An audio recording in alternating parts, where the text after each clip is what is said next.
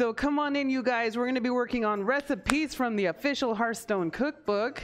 It's called Hearthstone Innkeeper's Tavern Cookbook by the same author who did the official World of Warcraft cookbook. So we're making Sarge's easy mac and cheese recipe, and we are also making the Torin Tippler alcoholic drink today. So that is happening. We're gonna get started with the easy mac and cheese first because that thing has a bake time. And while it's baking, we're gonna go ahead and work on the Torin Tippler that is on the agenda today, and we're gonna go over the recipe. So let me go ahead and start out with what the book says about Sarge's easy mac and cheese. Okay. Now, those of you who don't know better might think a mouse has no place behind the bar. But let me tell you, there's no better assistant than Sarge when it comes to testing recipes. This one is his own creation, and it's become one of our most popular dishes. So we're gonna need one 16-ounce package of rotini pasta that is a pound. We are gonna need 1/4 cup, or half a stick of salted butter plus more for the baking dish. We're gonna need about 2 cloves of garlic. It says 1 or 2 cloves, so for me that means like 4 to 6. That's just a personal thing. You don't have to actually do that, but I just love me a good garlicky recipe. 1/4 cup of all-purpose flour, 1 teaspoon ground mustard, a pinch of salt, pinch of black pepper. We're gonna need 3/4 cup of amber beer, which I have, 2 cups of milk, 2 cups shredded mozzarella cheese, 3 cups shredded cheddar cheese, 1 cup diced thick cut pepperoni, and 2 tablespoons grated Parmesan. Alrighty, so I have my pound of pasta right here. Yikes, excuse me. So I had to get that out of there. In a large pot of boiling water, cook the pasta until it's al dente, according to the package directions. Then drain and set aside. All right, so let's go ahead and get a boiling pot of water ready to go so we can cook our pasta to al dente. And when it says that you have to cook a pasta to al dente, that usually means that you have to follow the box directions because each manufacturer of pasta is different. So check out what it says on the box, of course. There it is. So that thing is going to go ahead and get going. There we go. So I have that going. It's going to go in really high heat. I'm not sure why I did it in the big cam. We just need this cam right now. So while that's going, I do not like to put my pasta in now. I like to put in my pasta after the water has reached a rolling boil. I also like to stick a little bit of olive oil in there to keep the rotinis from sticking in, and then I like to stick salt. I like to saltify my pasta boiling water because it is super important to have some kind of a salt presence in your pasta water so that some of that salt kind of gets into your noodles, kind of adds to the flavor of your mac and cheese baked and stuff. While the pasta cooks, butter a large baking dish and set that aside as well. All right, so when it comes to a pound of pasta, I am going to need a large dish. I'm going to probably need, a big baking dish. I'm pretty sure this is the one I'm going to need, so let's go ahead and get some butter out for that. Yes! Alrighty, so we're going to go ahead and ensure that our casserole dish will be non-stick. And so what we're doing here is we're taking some butter, and we're going to go ahead and butter up the bottom and the sides of our casserole dish so that when we have our mac and cheese baking into this dish, it's not going to stick ridiculously hard to the sides of and the bottoms of our casserole dish, which is going to be nice.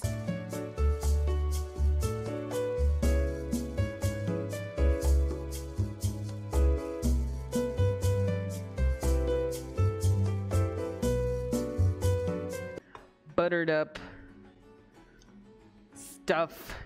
Night snack for the win. Hell yeah. I get it. I get it, Hydro Jack. All right, so it looks like we have a nice, good, buttered up.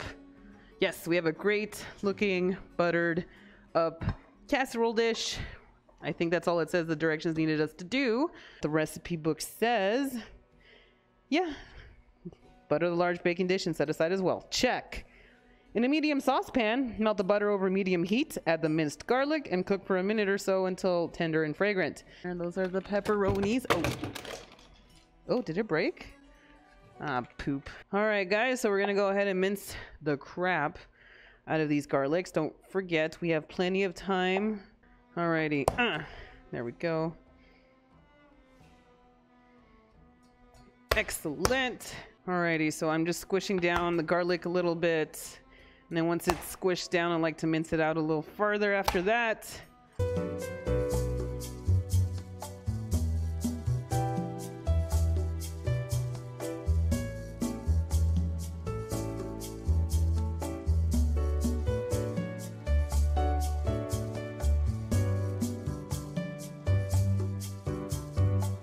Alrighty, so that is enough mincing the Jesus out of those garlic cloves. Okay. Ooh, yeah, I gotta adjust this. Give me a second here.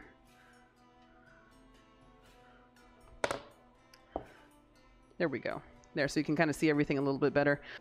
Our pot of water still going. Just gotta wait there a little bit. So we need to get a saucepan ready so we can make our cheese sauce that's gonna go with our pasta. And that cheese sauce is gonna go with our pasta, and then we're gonna bake off the cheese and the pasta sauce, or the cheese sauce and the pasta together. So we are going to need a 1/4 cup of butter. So it's 1 ounce for a 1/4 stick of butter, I should say. Okay, so we need 1 ounce. That's 1.5. 1.3. All right, it looks like, sounds like our water is hitting that boil. All right, good enough. So we have our 1 ounce or 1/4 cup of butter. Here is our rolling boiling water. Give me a second here. There we go. So now that our water is in a rolling boil, we're gonna go ahead, add in our pasta. Whole 1 pound of rotini pasta as the recipe states. So I'm gonna kind of put this around so that the rotinis kind of separate and they won't stick together as much. Awesome. I've got to put computer, set a pasta timer for 7 minutes. So I can hear it a little better. There we go. Okay, so while that's rolling, boiling, I'm gonna go ahead and get our strainer out. So I'm gonna get our strainer out and ready to drain out our pasta ahead of time so we don't have to think about it later. The more you can do ahead of time, the easier it will be while you're cooking. So here I am going to prepare that straining of the pasta. Alrighty, in a medium saucepan, melt the butter over medium heat. Add the minced garlic and cook for a minute or so until it is tender and fragrant. All right, add the flour, mustard, salt, and pepper, stirring to combine. Slowly whisk in the beer, followed by the milk. Cook for another few minutes until the whole mixture has thickened somewhat. There's a piece of rotini stuck in here. There we go.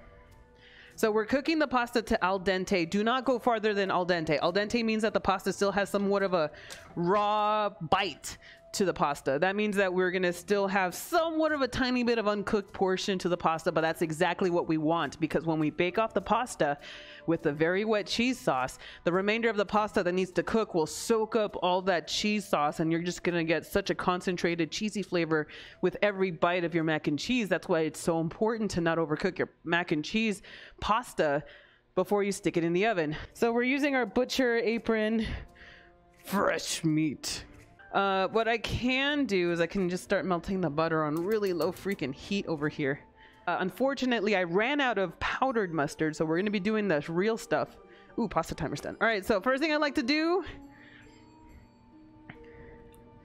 is test out the pasta. Oh yeah.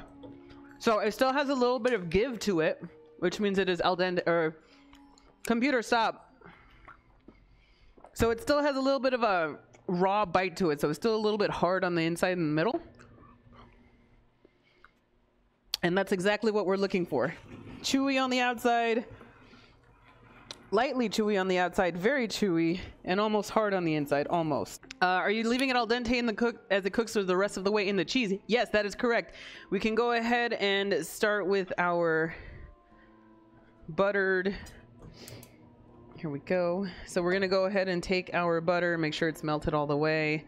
And you don't want to go too high on heat. When it comes to butter, it is very likely of a chance to burn. That butter does have a good, better, more likely chance to burn on higher temperatures. So keep it low and slow. Keep that patience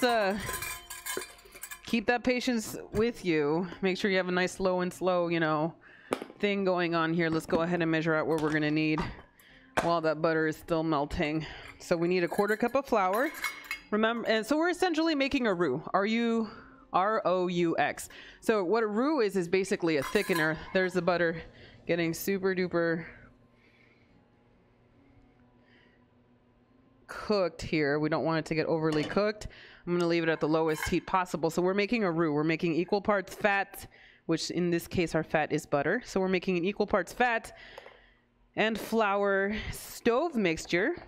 That's going to be used as our thickening agent for our mac and cheese sauce. We're going to go ahead and start sauteing our garlic. So let this thing get fragrant and let the garlic flavor permeate through the entirety of our butter stuff here. I don't have straight up regular mustard. I have Dijon mustard, so we're gonna get a little extra fancy today. So we're gonna go ahead and let this garlic really get fragrant and aromatic. We don't want to burn the garlic, so keep the heat low and keep the garlic moving. You just want that garlic flavor to get all up in that fat. That's the good stuff. That's the important part. So it looks like our garlic's starting to get a little dark. Looks like it's time to switch over. So I'm going to put the heat way to the lowest I can. We're going to add in our flour. I believe flour was next, right? Add the flour, mustard, salt, and pepper. So I'm going to start with the flour first. I kind of actually want to make sure this roux gets mixed in all the way first. So we're going to go ahead and take that thing. We're going to mix up our fats with our flour. Don't worry if it clumps up. It'll unclump itself in a second here. So we're just letting the garlic and the butter and the flour really absorb with each other. It looks like I'm going to add a little bit more fat, just a little bit more butter. We kind of want to, if your roux chunks up like this a little bit, just add a tiny bit, like this is about a teaspoon of butter I'm adding in here. We just kind of want to get this roux a tiny bit more loosey-goosey. It'll be easier for us to cook off a little bit. So this roux, I really want to cook off the flour taste from it. So we're going to go ahead and cook this off before we add any mustard or anything. There we go. So it's just a touch easier to mix together. Don't worry if you see stuff sticking to the bottom. Our beer is going to help unstuck all that stuff on the bottom. Right now, what we need to worry about is making sure that we don't have any lumps in our roux. So that's why I'm using a silicone whisk. It's easy on the stainless steel. No scratches. Very versatile. Heat resistant. It's nice.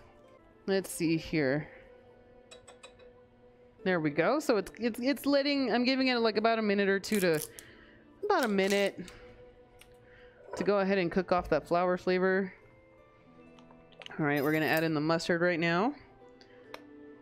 So it's been about a minute, right? Don't worry, we'll take off the rest of the lumps once we get everything else in there. Same thing, keep the heat kind of low-ish, a little bit higher than whole low, but there we go. So we have our mustard, like I said. Fresh is fine. Equal amounts fresh and ground is fine. Ground mustard is just easier to have around, you know what I'm saying? So, but then again, if you're like, I don't know, a mustard enthusiast, it doesn't matter. Okay, so we have the mustard. Oh, it says salt and pepper. We're gonna do the salt and pepper. There's the pepper. Need a pinch of salt. It says pinch, but you guys know me. I like to do more than a pinch. All right, there's the mustard, salt and pepper.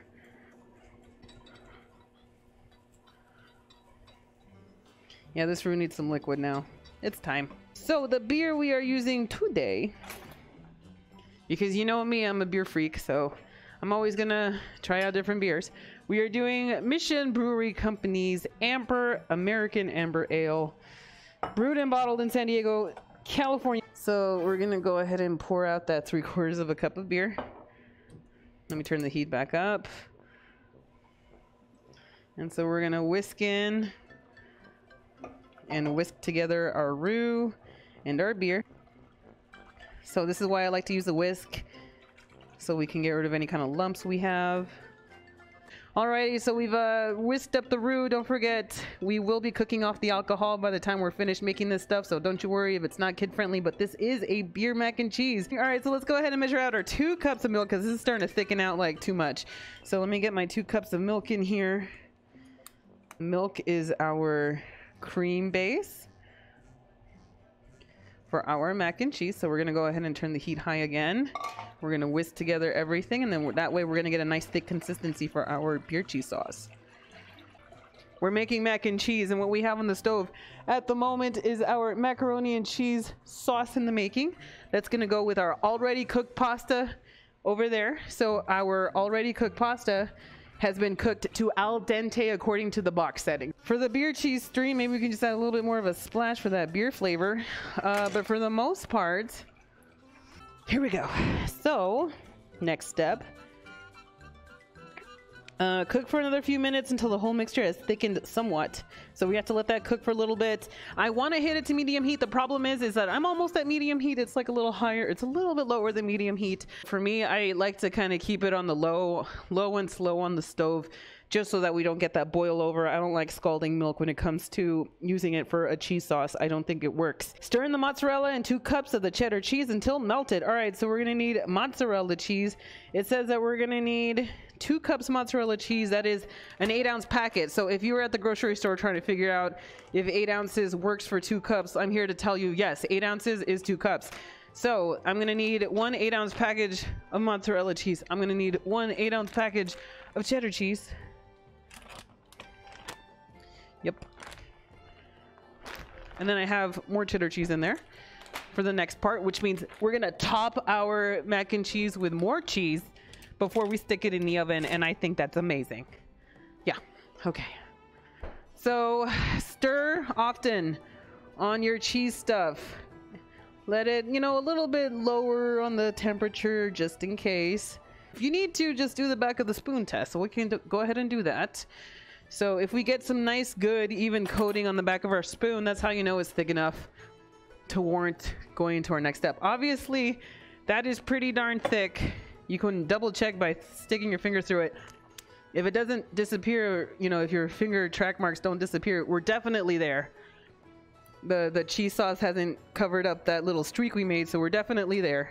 So we're gonna leave this on a lowish heat, and we're gonna go ahead and whisk in our cheese. Go a little at a time, because the cheese can clump up and not really melt all the way. Mozzarella is what I like to call a semi-melty cheese, unless you put it into an actual cheese recipe like we're doing here. Like a cheese sauce recipe. Okay, so we're gonna wait until the mozzarella is completely in there first. I love me a good blue cheese too. Oh, blue cheese is amazing. Melt some blue cheese on top of some nice toasted, really yeasty French bread, and then pair that with some white wine. Oh God, so good. This sauce is less of a sauce now and more just an extension of the mozzarella cheese. And it's gonna get only worse because we're gonna add because we're adding in the cheddar cheese. And of course, like I say, a little bit at a time. Otherwise, you're gonna have a really hard time melting all the cheese.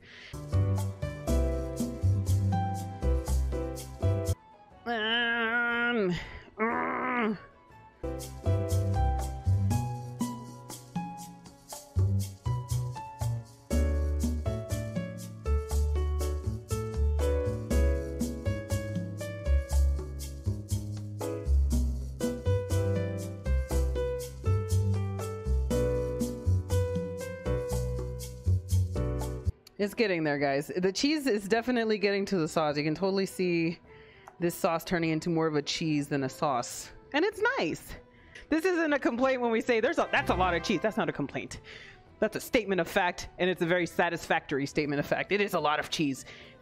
Too much cheese. Well, you're entitled to your own wrong opinion. We could try butter, but I don't think it needs it. I just need to raise the temperature up a little bit higher, smidge bit higher. Get this melty enough. And it really, honestly, if it doesn't melt here, it's going to melt in the oven. What do you suggest doing if the cheese sauce gets too thick and unmanageable? Then add more milk. Or add more butter. That would work too. Okay, here we go. So I'm really glad this no delay is working out. So yay. Okay, taste test says... Taste test says I can actually taste the garlic, which is actually quite nice. I love me garlic, so we're gonna add a little bit more salt and pepper. Now that we added the cheese, we can start adding in the salt and pepper to the levels that we need. Don't go crazy with the salt, guys. And this beer cheese, I can taste the amber ale and it tastes quite delicious. I love it. Okay, so taste test, great, perfect. Does not need any more seasoning. Add the cooked pasta and pepperoni to the sauce, stirring to completely coat. Scoop everything into the prepared baking dish and top it with the remaining cheddar and Parmesan cheese. All right, so this container this cheese does not have enough room to add the pasta to it. So if I would have read ahead and looked at it, I would have used a bigger container. But we didn't, so now here we are. So what I'm gonna do, I'm gonna go ahead and grab a bowl that we're gonna mix our pasta, cheese, and pepperoni together with. Don't forget, we're adding pepperoni to this. So we're gonna go ahead and take our pasta here that's been sitting on the strainer on the sink. Now it's nice and cooled off. Nice. Other stuff too, but you know, you get it. Check it out. So good. And it's super garlicky too. I love it. If this isn't food porn, I'm not sure what is. So anyway, we need our pepperonis too. I totally forgot.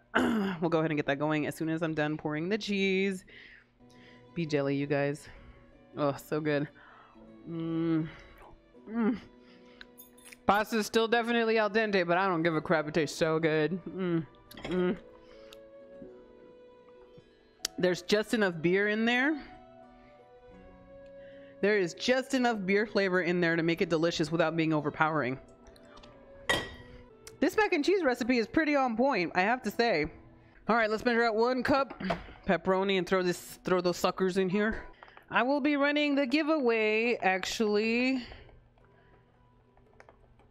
Yeah, after we make our Torn Tippler.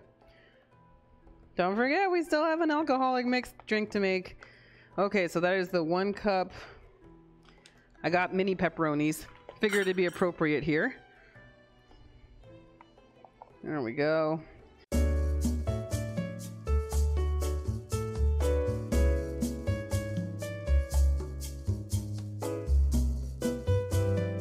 I've never liked mac and cheese. Oh, I'm sorry. It is unfortunate. It is such a world that you would love, love, love. Maybe in another life.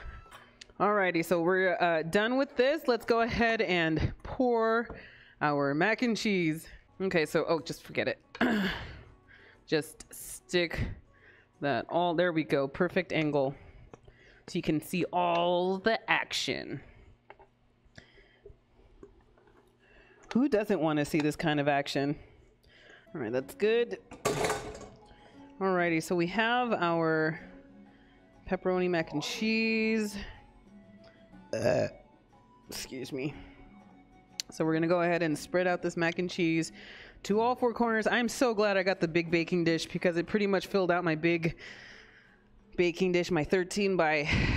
How big is this baking dish? So this baking dish is 13 by 9 inches, sorry. Top with the remaining cheddar, which is 1 cup, and then Parmesan cheese. So let's go ahead and put more cheese on top of this. This is gonna be so good right now. So we're gonna go ahead and add in our shredded here. I'm gonna put it really high up so you can just see how amazing this yellow rain is. Yellow rain, yellow rain. Oh, that sounds awful. Cheddar rain, cheddar rain. Making it rain. So this is going to be 2 tablespoons of Parmesan cheese. So I'm not measuring. I'm just adding in a shit ton of Parmesan cheese. Fight me. How long is it going in for? Okay, so bake for 15 to 20 minutes. Oh, we're done with that. Here we go. Here's what the book has to say about the Torn Tippler. Here's a delightful morning-friendly drink to accommodate early risers, like me. It's a bit like eggnog, but lighter. The recipe came from Thunder Bluff. But whatever you do, don't ask where the milk comes from. The Bloodhoof tribe take it as a great insult. So we're gonna need 2 ounces whole milk, 1.5 ounces of brandy or rum, 1 ounce brown sugar, simple syrup, which we're gonna have to make. 1.5 ounces of heavy cream, 1/2 ounce of Irish cream liqueur, and cinnamon and sugar and ground nutmeg for garnishing. We're gonna need 1 cup of brown sugar, 3/4 of a cup of water, and 1/2 teaspoon vanilla extract. So Combine the brown sugar and water in a small saucepan over medium-high heat. Bring to a boil. Stir constantly for about 3 minutes and reduce the heat to low. Keep stirring until all the sugar has dissolved. Alrighty, so just gonna fill this out. Make sure we got it all. Boom. Alright, so we're gonna need, let me make sure, brown sugar simple syrup. So it's gonna be, yeah, 3/4 of a cup of water. Alright, so we're gonna go ahead and put this on the stove.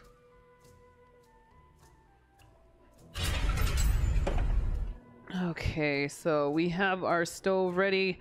Less is best on the stirring front. So sugar crystallizes, or sugar does not crystallize in higher temperature. So once we get this simple syrup going and the heat rises, it's actually going to saturate the water and we're going to be able to dissolve more brown sugar into the water. What makes sugars recrystallize is actually a lot of movement. So what you don't want to do is stir this up very frequently. So I'm going to go ahead and stir this up, but we're not going to do it all the time. We're just going to do it enough times to where, you know, things are dissolving again, and then we just kind of have to let it go a little bit, because movement in the simple syrup will encourage the sugar crystals to recrystallize and break out of the syrupy consistency. So for the most part, it looks like we're doing good. I'm just stirring it enough, and after that we can just let it go. So I'm just gonna let this simmer for like a minute or two, and then we're pretty much done with making our simple syrup. Beautiful, beautiful. Everything got so done, so well done. Okay, so simple syrup is done. I gotta let it cool down.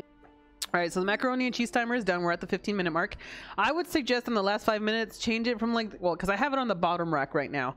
So I'm going to change it to the top rack, where the top of the oven is going to crust up the mac and cheese on top a little better than the bottom. The bottom's just kind of giving us our bottom stuff, but let's go ahead and move that.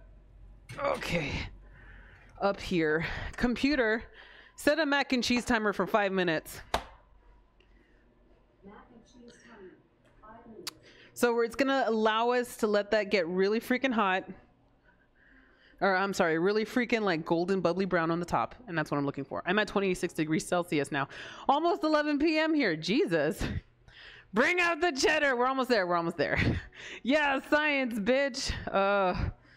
Do you know why the US uses the imperial system? Because they decided to be different back in the day. We did temporarily switch over to imperial for like, I think it was a month. And like the entire US revolted. I don't know. I wasn't around in the 60s when they tried it. So we're going to measure out that 1.5 cups. I'm sorry, 1.5 ounces of simple syrup. Let me make sure that's what we need.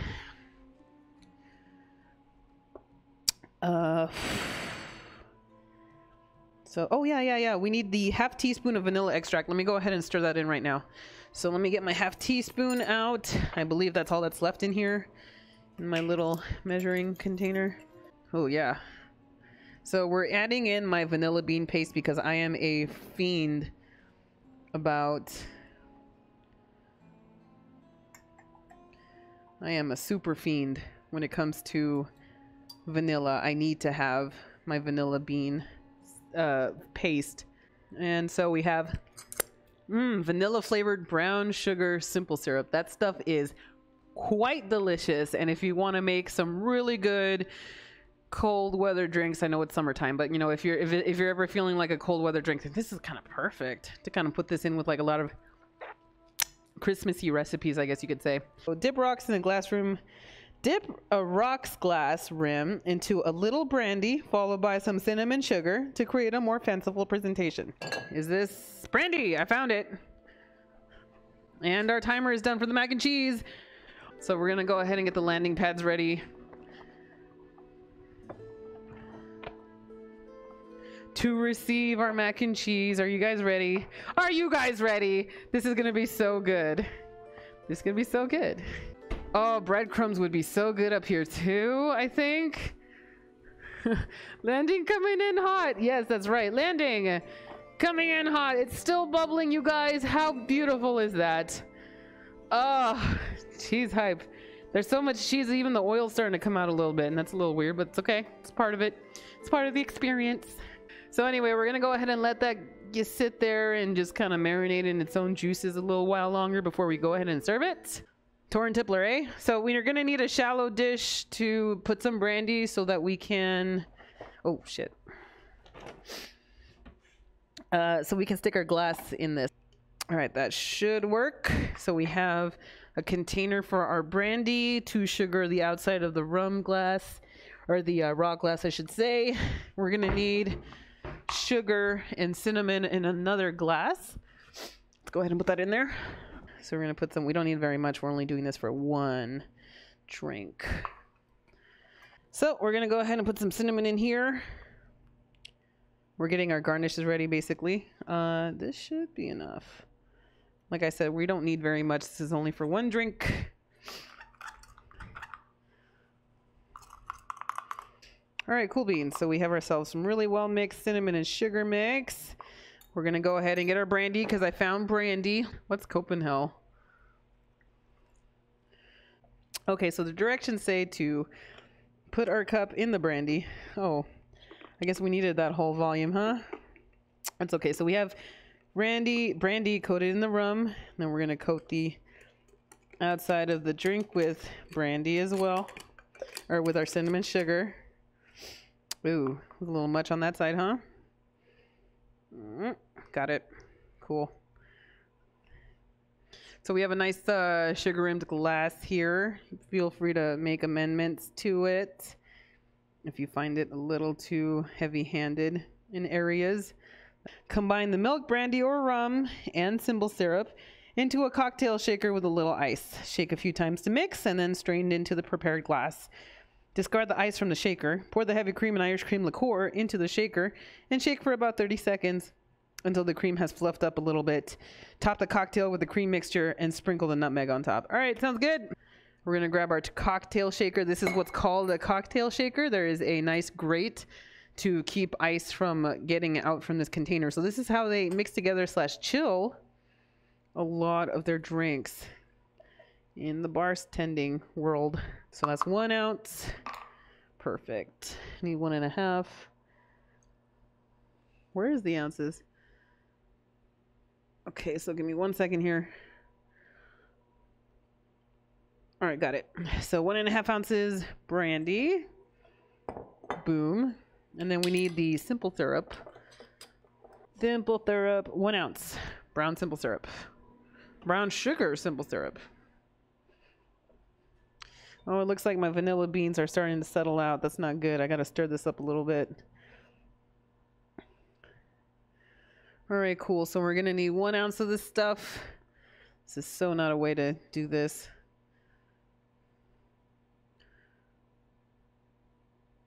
Okay, so is this 1 ounce? Pretty sure it is. Yep. All right, so in it goes. That's our brown sugar simple syrup. Let me start with this.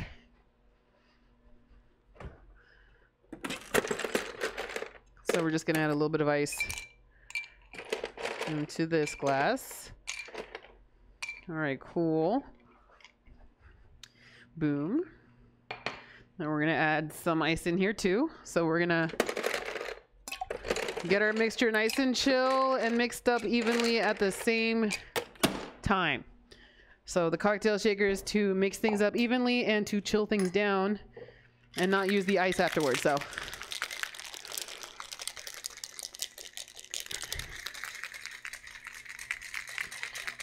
okay, cool beans. Done. And we're gonna pour that in. That is the base of our drink. And then we still have to add a little bit more on the top of this. So we're gonna go ahead and empty out the cocktail shaker because we gotta use it again. Metal shrinks when it's cold, so you gotta warm up the cocktail shaker if it's made out of metal, so that it'll warm itself back up again so I can remove this freaking lid. Jesus. Doesn't help that there's ice in here. Oh, come on. I have to melt the ice, really? Oh, please open. Just open, please. This is a little embarrassing. Okay, so come on. I'm twisting here.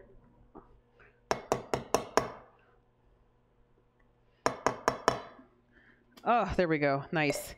How much of the Baileys, since we're doing that first? Half an ounce of Baileys. Half an ounce, I should say, of Irish cream liqueur. And then we're going to need 1.5 ounces of heavy cream, 2 ounces total in here. So we're going to go ahead and start with the Irish liqueur. I have so much more alcohol in my bar now that I do these Warcraft cooking streams, if you can believe it. Okay, so is this 1.5? No. All right there. So this time we're shaking the, we're shaking this for the sake of getting some really foamy foam on top that's going to finish off this drink mixture. Let me go ahead and do this actually. Much better. There we go. So we're just trying to make this super foamy. Okay, done.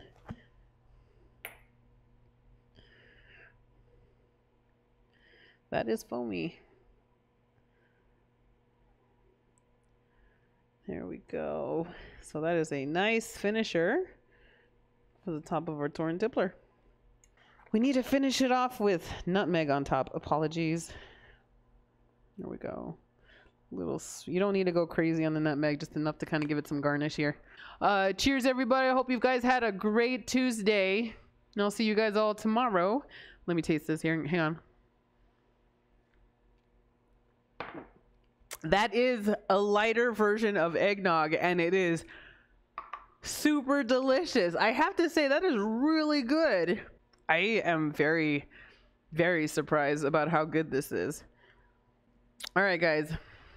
Time for the moment of truth. Are you guys ready? We're going to try out this mac and cheese.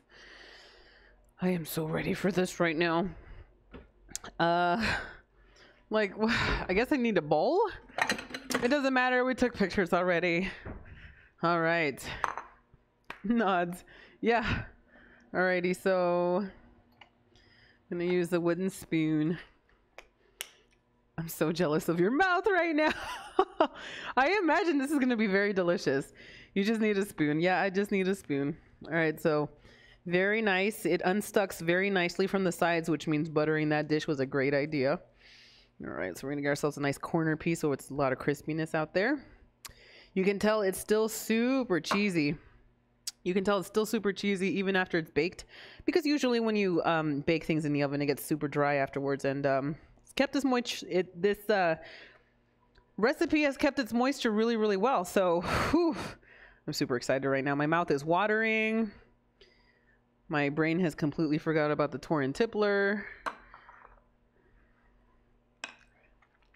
Okay, I need a fork. All right, here we go, guys. Moment of truth. Need pasta, need the pepperoni, it's in there. Mm.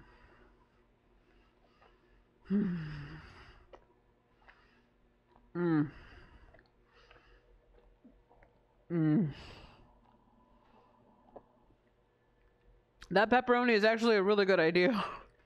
Wow, this is really good. This stuff is so good. It is cheesy. It has got so much good flavor. It's got, what's important is that it's got depth of flavor. So that beer helped give us a nice depth of flavor that really just completes the mac and cheese in general and very much complements the pepperoni. I will see you guys next time. Have a wonderful evening, you guys. Bye.